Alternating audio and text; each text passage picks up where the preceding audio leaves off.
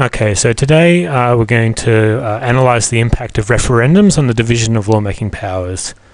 So for this question, because it's an analyse question, it's important that you have a really good structure for it. So you want to talk about the overall impact that referendums have had on the division of powers.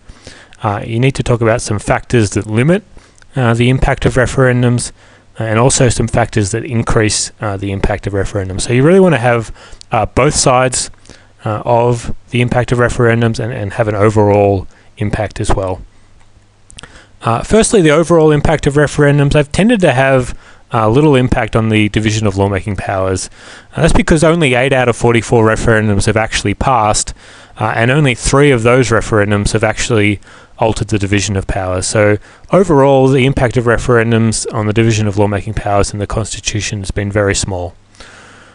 Some of the factors that mean that impact is quite small include the timing of the referendum. Because referendums are often held at the same time as an election, that can often take the focus away from the referendum and mean that it's less likely to succeed. The double majority provision of the referendum is very difficult to achieve. Again, that means that referendums are far less likely to be successful. If there's a lack of bipartisan support, if both major political parties don't support the change, then it's almost impossible to pass the referendum. And also, voter conservatism means that voters generally don't like change, and they tend to distrust politicians, so they're generally unlikely to vote for a referendum unless it's an overwhelmingly supported.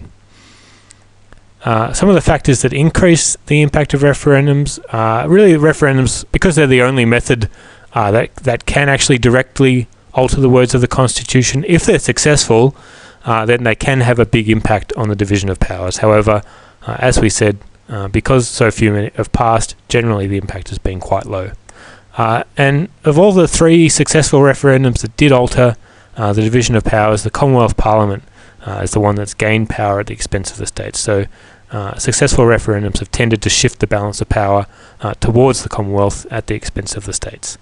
And that's it.